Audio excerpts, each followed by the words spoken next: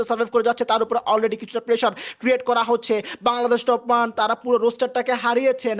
Dictatorial স্পোর্টসের সাথে ফাইটটার মধ্যে সবচেয়ে বেশি ফয়দাটা লুফে লুফে নিয়েছেন এই মুহূর্তে টিম 2XD রা। বাট এই মুহূর্তে ক্রিস প্লেকে দেখা যাবে STS সাইড থেকে 15টি এলিমিনেশন যাদের কাছে অলরেডি রয়েছে। লং রেঞ্জে কিন্তু প্লেয়ারকে স্পট করা হবে। 2XD অলরেডি ম্যান পাওয়ারটা লুজ করেছেন। ST full line up, full roster আর surviving third number match. And এই ম্যাচে এসে আরও তাদের তাদের নামের পাশে একটি প্রথম বুইয়া আসলেও আসতে পারে। 17টি কিল যাদের কাছে অলরেডি রয়েছে। টপ ওয়ান শুভ এই মুহূর্তে একটু একটা স্ট্রাগল করলে অশুভ নকডাউন করলেন কাটকে, ইনস্ট্যান্টলি ফিনিশটা করা হয়েছে। আরও একটি কিল তার কাছে চলে আসবে টপ ওয়ান শুভ। এই বান্দা আজকে প্রত্যেকটা ম্যাচের এন্ড মোমেন্টামে নিজের টিমটাকে এমনভাবে ক্যারি করতেছে। এই মোমেন্টে আবারও শর্ট রেঞ্জে M519 দিয়ে চার্জ করা হবে। প্লেয়ারকে স্পট করা হয়েছে। হেলথের অবস্থা একটুখানিটা ক্রুশাল। এই মোমেন্টে নিজেকে টিকিয়ে রাখাটা হয়ে যাবে অনেক বেশি চ্যালেঞ্জের। টপ ওয়ান শুভ পিছিয়ে যাচ্ছিলেন ব্যাক ফুটে, but it's a booyah booyah booyah from the side of team ST। Third number match এবং থার্ড নাম্বার ম্যাচে এসে অসাধারণ একটি বুইয়া চলে যাবে নান আদার দেন টিম সুবোধ ই স্পোর্টসের খাতায়। And yes, finally Subodh E sports তাদের সেই কাঙ্ক্ষিত বুইয়াটি তাদের নামের পাশে যুক্ত করেছেন। যদিও বাংলাদেশ টপ ওয়ান অনেক ভালো একটা পজিশন, সেই জায়গাটা বোধ হয় সেফ নয়। ভালভুলচার্স থেকে মাহিরকে আকাশ পথেই কিন্তু ডাউন করে এলিমিনেট করা হয়েছে। এন্ড সাবত স্পোর্টস উইথ 15 এলিমিনেশন তারা কিন্তু হোল্ড অনে রয়েছে এই জায়গায়। ক্রিস প্লে আরো কিছু আশপাশ থেকে কিল পয়েন্ট কিন্তু তুলে নেওয়ার চেষ্টা করছেন ম্যাচ নাম্বার 6 এ এসে। এখন অনেক কিছুই কিন্তু বাদে যেতে পারে। উইন চমৎকার একটা জায়গাতে রয়েছেন। জোনটা যদি বাদ না সাধে তবে আমার কাছে মনে হচ্ছে সে একটা পিওর একটা থার্ড পার্টি পারফরমেন্স কিন্তু দিতে পারবেন এই জায়গাটা থেকে। 2XD 6টা এলিমিনেশন পেয়েছেন অলরেডি, কিন্তু আমরা বিয়ন্ড দ্য পারফরমেন্স 2XD একমাত্র ভরসা পারবে কি তারা এই ম্যাচের বুইয়াটা করে নিজেদের জন্য চ্যাম্পিয়নশিপটা তুলে নিতে, সেটা এখন দেখার পালা। একেবারেই বলবো যে ভালো খেলার, সেফ খেলার শেষ নেই, সেটাই কিন্তু তারা করতে চাইছেন। পিওর একটা সার্ভাইভিং দেখতে পাচ্ছিলাম। Passive to passive game play যত পারা যায় ততটুকুই কিন্তু আমরা দেখতে পাচ্ছি।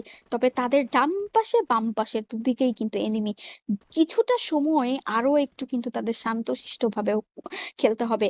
অলরেডি বাংলা ইউনিটিকে স্পট করেছেন নোহান, নিজেকে সামলাতে পারেনি, ড্যামেজ দিচ্ছেন। বাংলা ইউনিটি কম্পাউন্ডের ভেতরে রয়েছেন। এখন এই জায়গাটা থেকে আসলে এলিমিনেট করাটা এত সহজ হবে না, কারণ তাদের উপরে যে কোনো মুহূর্তে কিন্তু রাশ হয়ে যেতে পারে। অলরেডি কিন্তু রাশ হয়ে গিয়েছেন। 2XD ব্যাকফল করবেন, ম্যানপল লুজ করেছেন এন্ড 2XD ফিনিশ, খতম, টাটা বাই বাই।